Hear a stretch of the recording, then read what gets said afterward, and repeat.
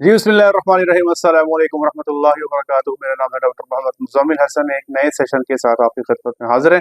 Video start करने से पहले हमारे साथ मिलकर दरूद शरीफ पढ़ें। अल्लाहुम्मा सल्लि अला मुहम्मदिन व अला आलि मुहम्मदिन कमा सल्लैता अला इब्राहीम व अला आलि इब्राहीम इन्नका हमीदुम मजीद।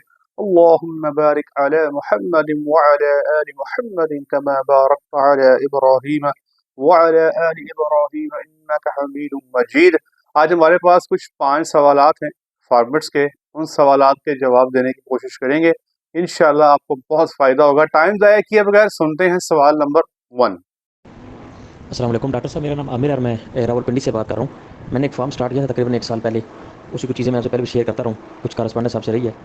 तो 1 साल बाद भी 28 जानवरों का फार्म था, तो अनफॉर्चुनेटली इसमें से कोई भी जानवर गब्बर नहीं निकला।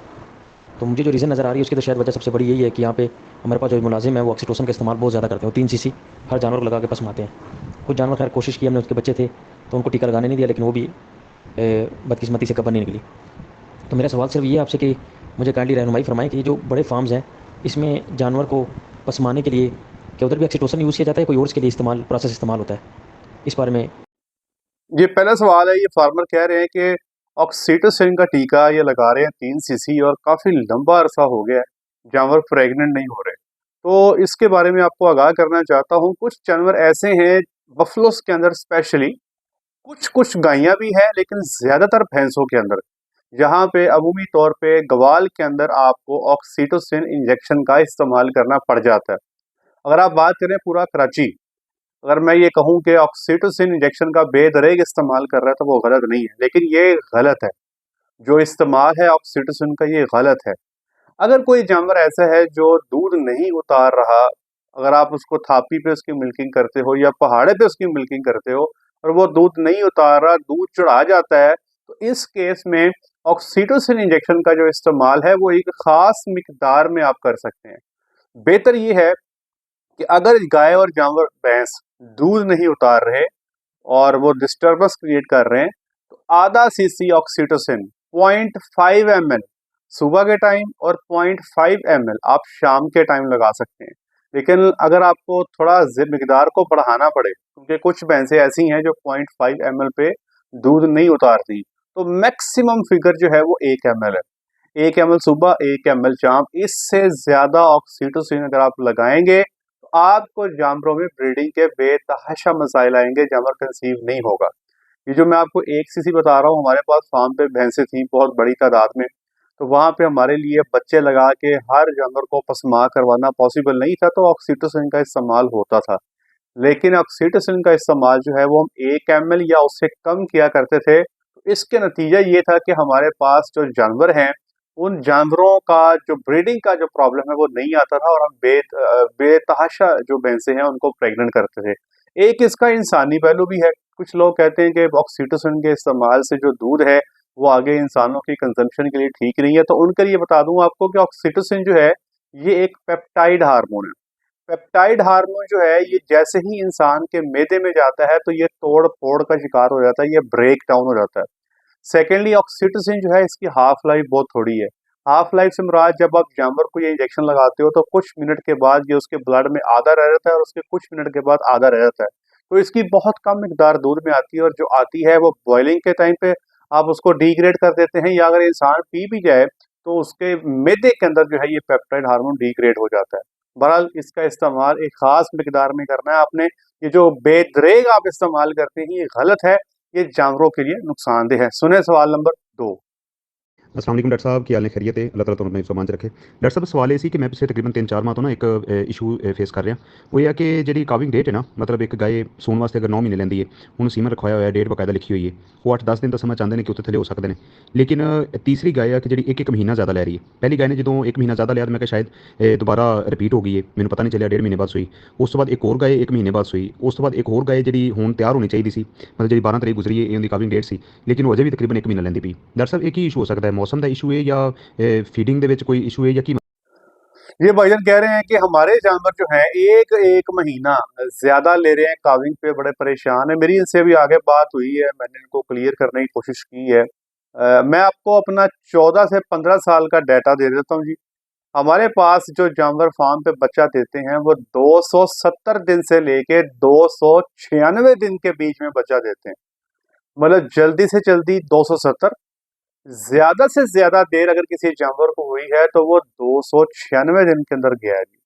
अच्छा, एक जानवर मेरे पास ऐसा था इस पूरे टेन्योर में, पिछले 10 सालों की मैं 14 सालों की बात कर रहा हूँ, 8 नंबर उसका टैग था, मुझे आज भी याद है। वो जो गाय थी वो 8 महीने 10 दिन पे बच्चा देती थी और मुकम्मल बच्चा होता था, बिल्कुल ठीक ठाक उसका एवाना बनता था। और 8 महीने 10 दिन से मुराद 250 दिन पे वो फुल अपना बच्चा जो है वो डिलीवर करती थी। तो कुछ एक्सेप्शंस आपको मिल जाती हैं, लेकिन आज तक मैंने अपने 14.5 साल करियर में कोई ऐसा जानवर नहीं देखा जो 300 दिन से ऊपर ले गया हो। तो इनको मैंने बताया कि जी आपका रिकॉर्ड का प्रॉब्लम है, ठीक है जी। अमूमी तौर पे होता ही है, लोग इंसेमिनेशंस करवा लेते हैं, बाद में बच्चे भी बीच में फिर रहे होते हैं, या बाद का रिकॉर्ड लिखने में गलती हो जाती है, तो ये प्रॉब्लम है रिकॉर्ड का। ये जानवर का इशू नहीं है, रिकॉर्ड का इशू है। अब बहुत सारे लोग ऐसे हैं जो हमसे क्लोजर प्रीमियस मंगवाते हैं, जब वो देखते हैं कि यार ये तो बैग पूरा खिला दिया, जानवर हिबाना नहीं बना रहा, तो जब डॉक्टर को बुला के चेक करवाते हैं तो पता लगता है कि यार अभी तो 1 महीना इसको बच्चा देने में और चाहिए। तो ये जो रिकॉर्ड है, काइंडली इस रिकॉर्ड को लिख लिया करें, इसको समझ लिया करें, ये ज़रूरी है। और दिखना कितना ज़रूरी है इसके बारे में आपको बताता हूँ कि हमारे एक फार्मर बता रहे थे कि उन्होंने डिवर्मिंग करवाई, और डिवर्मिंग करवाने के बाद कुछ अरसे बाद डॉक्टर फार्म पे आए। डॉक्टर ने पूछा भाई आपने डिवर्मिंग कब करवाई है? उन्होंने कहा जी कि डिवर्मिंग करवाए को हमें 2 से ढाई महीने हुए हैं। उन्होंने कहा कि कहीं आपने लिखा है? उसने कहा जी हाँ जी मैंने डेट नोट की हुई है। उन्होंने कहा जी कॉपी मंगवाएं। जब कॉपी मंगवाई, उस पर डेट लिखी, नोट की, तो पता लगा कि डिवर्मिंग करवाए को तो 6 महीने हो गए। लग उनको ये रहा था शायद 2.5 महीने हो गए। तो इसलिए लिख लेना बेहतर है ताकि रिकॉर्ड जो है आपका 100% दुरुस्त हो। बहरहाल 10 महीने से ऊपर हमने गाय को जाते नहीं देखा। 270 से 295 दिन के अंदर काविंग हो जाती है। इसमें भी अगर मैं आपको बताऊं कि 275 से 285 दिन के अंदर ज्यादातर जानवर जो है बच्चा दे देते हैं। सुनिएगा अपना अगला सवाल नंबर 3। अस्सलाम वालेकुम सर, कैसे हैं आप? खैरियत से हैं? ठीक ठाक हैं सर। एक छोटा सा सवाल है मेरा कि सर मेरा एक हमसाया है, उसकी गाय ने बच्चा दिया, तो उसको मैंने कहा कि भाई इसको ना वंडा खिलाएं, आप वंडा ना छोड़ें। तो एक बंदा बोला, उसने कहा जी ये ताज़ा सोई हुई है, इसको तो वंडा आपने को 15 दिन खिलाना ही नहीं है। और एक बंदा और बैठा था, उसने कहा जी इसकी अभी इसने बच्चा दिया ताज़ा, इसकी कच्ची हरी है, इसको तो अभी तक आपने वंडा खिलाना ही नहीं है। पता नहीं वो क्या क्या और काड़े माड़े देते हैं, पता नहीं, मुझे तो उसकी समझ नहीं है सर। तो सर आपसे ये कोई मालूमात लेनी है कि क्या ताज़े सूए जानवर को फ़ौरन से उसी दिन से वंडा शुरू कर देना चाहिए, या 2-3 दिन गैप देना चाहिए, या कोई और चीज़ देना चाहिए? मतलब मैला जब फेंकती हैं जानवर, मैला फेंकने के लिए क्या सिर्फ वंडा ही ज़रूरी है, या कोई? लोग हमारे यूट्यूब चैनल देखते हैं और वो हमारी बात को फॉलो करते हैं, हमें बड़ी खुशी है इस बात की। और ज़ाहिर बात है जी कि आप जो सीखते हैं, आपकी कोशिश होती है कि आप अपने इर्द गिर्द अपने दोस्तों को भी सिखाएं। ये हमारे एक फार्मर हैं, इन्होंने हमसे यूट्यूब चैनल पे सीखा कि जानवर जब बच्चा दे तो उसको ये काढ़े शाढ़े देने के बजाय बैलेंस्ड मतवाजन खुराक दें, जिसका वंडा एक बुनियादी कंपोनेंट है। अब ये इनको रेजिस्टेंस का सामना करना पड़ रहा है। अब ज़ाहिर बात है, ये कोई नई बात जब आप करेंगे तो उस नई बात को लोग एक्सेप्ट जल्दी नहीं करते, क्योंकि एक बहुत बड़ी तादाद है हमारे फार्मर्स की जिनका मानना ये है कि बच्चा देने के बाद जब तक जानवर मैला ना फेंक दे और जब तक जानवर जेर ना फेंक दे और फौरी बाद बच्चा देने के बाद जानवर को वंडा नहीं दिया जाता, इसका एतकाद, इसका जो बिलीफ है, ये फार्मर्स का बहुत पक्का है। जब आप उनको ये बताते हो कि नहीं यार ये तो वंडा भी देना है आपने, तो इसकी कोई परेशानी नहीं है, तो वो इस चीज को जल्दी एक्सेप्ट करने को तैयार नहीं होते। इसीलिए हम बार बार अपने फार्म्स को दिखाते हैं, अपने जानवरों को दिखाते हैं कि देखो यार ये जो इतना हम इनसे दूध ले रहे हैं, ये वनडे की और खुराक की बुनियाद पे ले रहे हैं। तो याद रखिएगा कि जानवर को बच्चा देने के बाद फौरी तौर पे वंडा स्टार्ट करना ये बेहद ज़रूरी है।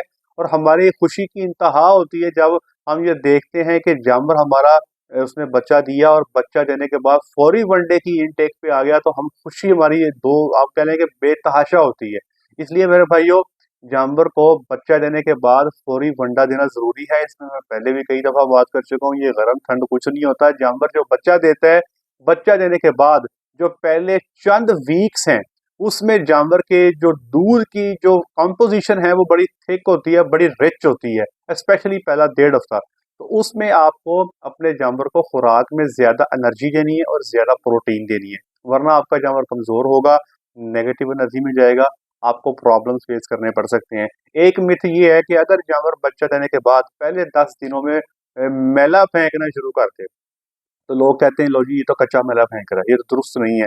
साइंस ये कहती है और हम ये कहते हैं कि जानवर को बच्चा देने के बाद पहले 10 दिन में मैक्सिमम मैला फेंक देना चाहिए। तो इसका मतलब ये है कि आपके जानवर की खुराक ठीक है, आप सही चल रहे हैं। 10 दिन के बाद जो 15 दिन का जो ड्यूरेशन है, इसमें मैले की मिकदार कम होनी चाहिए और 15 दिन के बाद तकरीबन ना होने जैसा जो है मैला जानवर को फेंकना चाहिए। तो ये मेयार है, साइंटिफिक जो मेयार है। ये अगर आपका जानवर बच्चा देने के बाद वंडा खाने की वजह से पहले हफ्ते में मैला फेंकने शुरू कर देता है, तो ये बिल्कुल नॉर्मल है और ये रिकमेंडेड है। उम्मीद करता हूँ कि आप इस बात को समझ गए होंगे। सुनिएगा सवाल नंबर 4। अस्सलाम वालेकुम डॉक्टर साहब, की हाल चाल है? तबीयत से ठीक है सर? ये पोस्ट आपको शेयर कर रहा हूँ, इससे मकसद आपके तजर्बे को चैलेंज करना या किसी किस्म का कंपटीशन नहीं। ये बात कई दफ़ा डिस्कस हो चुकी है, सामने भी आई है। मुख्तलिफ ये जो प्रैक्टिशनर्स हैं या जो तजर्बाकार कह लें जट हजरात, उनकी तरफ से गंदम के दलिया के बारे में ख़ास तौर पे और लहसुन के बारे में। तो सर इससे थोड़ा साइंटिफिक अंदाज में आपसे पूछना चाहता था कि साइंटिफिक बुनियादों पे क्या इसके पीछे रीज़न क्या है, अगर ये नुकसानदेह हैं या फिर इसमें कोई ऐसा नुकसान नहीं है तो फिर रूटीन में हम लोग इस्तेमाल। तो हमारे इलाकों में तो मोस्टली गंदम का दलिया ही जो है ना चौकर शक्ल में हो गया या वैसे तो ये अब एक पोस्ट चल रही है, इन्होंने मेरे साथ शेयर की, बंदे की फोटो साथ लगी हुई थी, तो मैंने वो रीड कर दी कि किसी का, हम नहीं चाहते किसी का नाम बीच में आए। ये कह रहे हैं कि गंदम का दलिया खिला खिला के लोगों ने जानवरों का बेड़ा गर्क कर दिया है और लहसुन खिला खिला के बेड़ा गर्क कर दिया है। देखिए पहली बात तो ये है कि आपको सिर्फ इतना बताना चाहूँगा कि हमारे पास जितने भी डेयरी के सेटअप मौजूद हैं, जहाँ पे डेयरी की लैंड है, हम वहाँ पे फौरी तौर पे अक्टूबर में लूसन लगाने की प्लानिंग करते हैं, लूसन की भी और बरसीम की भी। और हमारे पास तो घोड़े होते नहीं हैं, हम ये सारा का सारा लूसन जो है ये दूध वाले जानवरों को ही खिलाते हैं। दूध वाले जानवरों के लिए अगर आप चाहते हो कि खुराक की कीमत में आपने कमी करनी है, तो लूसन शामिल करके एक प्रॉपर फार्मूला बना के आप अपने टीएमआर की या आप अपनी फीड की कॉस्ट को कम कर सकते हैं। याद रखिएगा कि लूसन दूध वाले जानवरों की एक बेश कीमत ग़िज़ा है, इंतहा दर्जे की हाई प्रोटीन डाइट है। ये इसको ये कहना कि ये गर्म होता है या इसको ये कह देना कि ये तो घोड़ों की खुराक है, ये गलत है। इसको कभी पढ़िएगा। दुनिया इस वक्त कह रही है कि लूसन लगाएं, अपनी गायों को फीड करें, अपनी फीड कॉस्ट कम करें। इससे ना तो सिर्फ दूध बढ़ेगा बल्कि आपकी जो दूध की फैट है वो भी कुछ बेहतर हो जाएगी इंशाल्लाह। तो लूसन आप ज़रूर खिलाएं। जहाँ तक गंदम का ताल्लुक है, देखिए हमारा प्रॉब्लम ये है कि हमारे अमूमी तौर पे ज़्यादातर लोग जो फीडिंग करते हैं वो कोई एक कंपोनेंट फीड कर देते हैं। जिसके पास मकई पड़ी है वो मकई का दलिया बना के मकई खिलाता जा रहा है, जिसके पास घर में गंदम पड़ी है वो गंदम का दलिया बना के गंदम खिलाता जा रहा है। तो बात ये है कि आप मकई का इस्तेमाल करें, आप गंदम का इस्तेमाल करें, लेकिन आपका जो वनडे का फार्मूला है वो मुतवाज़न होना चाहिए। मिसाल के तौर पे अगर वनडे में आप 5 या 6 या 60 आइटम्स इस्तेमाल करते हैं, तो उन आइटम्स की जो मिकदार रखी जाती है, उस मिकदार का मुतवाज़न होना ज़रूरी है कि आपके वनडे में फैट, आपके वनडे में एनर्जी, आपके वनडे में प्रोटीन, ये चीज़ें जो है एक ऑप्टिमल लेवल पे हों। नंबर 2, जब भी आप गंदम खिलाएं, जब भी आप मकई का दलिया खिलाएं, तो आपको बफर करने की ज़रूरत है। ये जो 2 आइटम्स बता रहा हूँ, ये जानवर बहुत शौक से खाता है और बड़ी स्पीड से खाता है। तो इससे होता ये है कि जानवर के मैदे में तेज़ाबियत का अंदेशा है। अगर आप एक टीएमआर बना लें, टीएमआर से मुराद जो भी खुराक आप देते हैं उसको अच्छी तरह मिक्स करें और मिक्स करने के बाद जानवर को फीड करें। तो एक तो ये तरीका। दूसरा, आपने खुराक के अंदर बफर शामिल करना है। बफर आजकल रेडीमेड मिल जाते हैं मार्केट में इंपोर्टेड, या अगर वो नहीं मिलता तो मीठा सोडा इस्तेमाल कर रहे हैं। तो ये जो चीज़ों का इस्तेमाल है, आप देखेंगे कि गंदम या मकई के खिलाने से आपके जानवर को किसी किस्म का नुकसान इंशाल्लाह नहीं होगा। हम आपको ये बताते हैं कि हमारे पास जो वलैती गैयाँ हैं, हम उनको दिन में साइलेज के अलावा 6-6 किलो मकई जो है पर डे खिला देते हैं। अल्हम्दुलिल्लाह जानवर ठीक रहते हैं। क्यों? एक तो फार्मूला हमारा मुतवाज़न है और दूसरे नंबर पे हम बीच में बफर्स का या मीठे सोडे का इस्तेमाल लाजमी करते हैं। सुनिए हमारा आज का आखिरी सवाल, प्लीज़ सुनिए। अस्सलाम वालेकुम सर, क्या हाल है? खैरियत? सर जी 2 सवाल हैं मुख्तसर। पहला सवाल ये है कि जो वलेती गाय होती है ना, फ्रीजन पेवर, अगर इसको हम सब्ज़ चारे और तूड़ी पर ले आएँ तो ये कितना दूध करेगी? मिसाल के तौर पर अगर वो फार्म पे खड़ी है, वंडा खा रही है, सैलेज खा रही है, उसकी खिदमत हो रही है, प्रोटोकॉल उसको मिल रहा है, उसको माहौल मिल रहा है, वो 30 किलो 40 किलो दूध कर रही है। वही गाय अगर हम घर में ले आएँ, किले के साथ बांध दें और सब्ज़ चारा और तूड़ी डालें, लाज़मी एक बात है दूध तो कम करेगी, लेकिन 40 से वो 20 पे आएगी, आधा कम करेगी, या वो 40 से 4-5 पे आएगी? यानी कितना कम करेगी मिसाल के तौर पर अगर सब्ज़ चारा और तूड़ी सिर्फ इसको रजा कर दिया जाए, साथ में थोड़ा बहुत चोखा दिया जाए, सादे निज़ाम पे इसको रखा जाए तो पहला सवाल। दूसरा सवाल ये है कि सुना है कि वलैती जो गाय होती है फ्रीजन की, ये कोई मैक्सिमम 3 सुबह 4 सुबह बहुत मुश्किल से दे पाती है, फिर ये डाउन हो जाती है, चाहे कि जितनी भी इसको अच्छी खुराक दें। क्या ये सही है? ये हमारे फार्मर हैं, ये कहते हैं जनाब कि इनके पास बेसिकली ऐसी कोई हाउसिंग मौजूद नहीं है जहाँ पे ये प्योर गाय को रख सकें, तो ये बार बार तजर्बे करना चाहते हैं। ये पूछ रहे हैं कि एक गाय जो मुकम्मल अच्छा माहौल दे के, शेड में ज़बरदस्त डाइट दे के, पूरी वेंटिलेटेड शेड दे के, पंखे शावर दे के अगर आपको 40 किलो दूध देती है, तो अगर इसको हम किले पे लाके बांध दें और सिर्फ सब्ज़ चारा इसको दें या इसको सिर्फ तूड़ी दें, वंडा ना दें, क्योंकि वंडा तो गर्म होता है, तो इनका ख्याल है। तो क्या ख्याल है कि क्या ये जानवर कितना दूध दे सकेगा? क्या ये 20 किलो कर देगा? क्या ये 4-5 किलो पे आ जाएगा? आखिर होगा क्या? ये सवाल ना पहले भी बहुत सारे लोगों ने हमसे किया हुआ है। देखिए, वलैती गाय जो है, इसका प्रॉब्लम है कि अगर आप इसको पूरी खुराक नहीं देते, तो ये दूध को एब्रप्टली अचानक कम नहीं करती। मिसाल के तौर पे अगर आप फार्म से गाय लेके आए हैं, वो दूध दे रही है आपको 40 किलो, मुकम्मल माहौल आपने दिया हुआ है। वो गाय जनाब आप ले जाते हैं किसी ऐसे फार्म पे जहाँ पे आपने जानवर को बांध दिया, जहाँ पे शेड में पूरी वेंटिलेशन भी नहीं है, जहाँ पे पंखे शावर का भी उस तरह से बंदोबस्त नहीं है, और वहां पे आप सिर्फ सब्ज़ चारा या तूड़ी दे रहे हो, तो जानवर जो 40 वाला है पहले 30 पे गिरेगा, फिर कुछ अरसा 25 पे गिरेगा, फिर कुछ अरसा 20 पे गिरेगा। तो जिस स्पीड से वो दूध कम करेगा, वो स्पीड स्लो होगी। जानवर को खुराक के अंदर वो एनर्जी, वो प्रोटीन नहीं मिल रही जो वो उसको चाहिए। अल्टीमेटली क्या होगा, जानवर कमजोर होना शुरू हो जाएगा।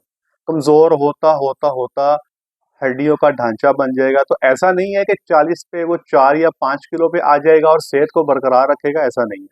होगा ये कि जैसे ही वो दूध भी कम करता चला जाएगा, वो अपनी सेहत को भी कम करता चला जाएगा। अल्टीमेटली आप देखेंगे कि आप फ्यूचर में आपको मजीद कई सारे मसाइल का सामना जो है उस गाय के साथ आपको करना पड़ेगा। अल्टीमेटली ऐसे जानवर जो है वो फ्यूचर में डाउनर हो जाते हैं, बैठ जाते हैं, फिर उठते नहीं हैं, कमजोरी का शिकार हो जाते हैं। इसलिए मेरे भाइयों, मैं आपको रिक्वेस्ट करूंगा, अगर प्योर गाय रखनी है तो उसके लिए पंखे शावर, उसके लिए प्रॉपर वंडा, प्रॉपर साइलेज ये जरूरी है। अगर आप कोई प्योर गाय के साथ कोई इस किस्म का तजर्बा करना चाहते हैं कि जी हम ले आएंगे, हम वंडा नहीं देंगे, हम तूड़ी पट्टे दे देंगे, हम 20 किलो दूध कम ले लेंगे, ये गाय ऐसे नहीं चलेगी, उल्टा बीमार हो जाएगी और आपके लिए दर्द सिर बन जाएगी। इसलिए ये स्टेप आपने नहीं लेना। बेहतर ये अपने शेड को बेहतर कर लें, और जब शेड बेहतर हो जाए, देखें ना, जारी बात है, कहीं से आपने प्योर गाय लेके आनी है तो 8-9 लाख तो लगेगा ना आपका। तो एक दफ़ा ये पैसे शेड पे लगाएं, शेड को बेहतर करें और अपने साइलेज को इकट्ठा करें, फिर आप जितने मर्जी अच्छे जानवर ले आएं, उनको फिर जितना मर्जी बंडा खिलाएं, जैसे मर्जी पालें, जानवर जो है आपका ठीक रहेगा इंशाल्लाह। लीजिए, आज के लिए इतना ही। अपना ख्याल रखें, दुआओं में याद रखें, 5 वक्त की नमाज बाद जमात अदा करें। अस्सलामु अलैकुम वरहमतुल्लाहि वबरकातुहू।